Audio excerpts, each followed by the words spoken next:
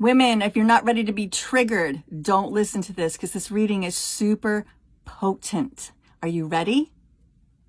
It's important to take a good look at yourself every once in a while. Not the way you look at yourself while getting dressed or putting on makeup, and not the way you look at your thighs or sunspots or chin hairs. Not that way.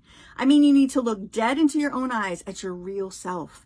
You need to make sure there are no lies there. You need to make sure the eyes in the mirror are the eyes of a woman you respect. As I looked deep into my own eyes, the woman in the mirror and I had a reckoning. I asked myself, is a decision to continue abandoning yourself really what your children need from you?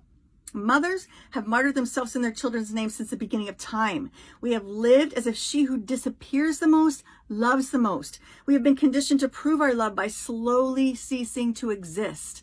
What a terrible burden for our children to bear, to know that they are the reason their mother stopped living. What a terrible burden for our daughters to bear, to know that if they choose to become mothers, this will be their fate too. Because if we show them that being a martyr is the highest form of love, that's what they will become. They will feel obligated to love as well as their mothers loved, after all. They will believe they have permission to live only as fully as their mothers allowed themselves to live.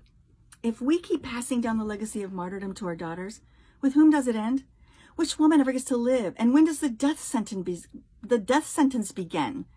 At the wedding altar? In the delivery room? Whose delivery room? Our children's or our own?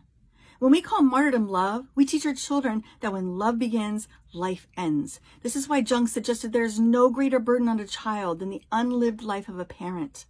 What if love is not the process of disappearing for the beloved, but of emerging for the beloved?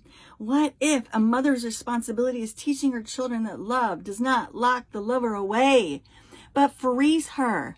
What if a responsible mother is not one who shows her children how to slowly die, but how to stay wildly alive until the day she dies? What if the call of motherhood is not to be a martyr, but to be a model? Right there on the floor, I look deep into my own eyes and I let that knowing rise and stay. My children do not need me to save them. My children need to watch me save myself.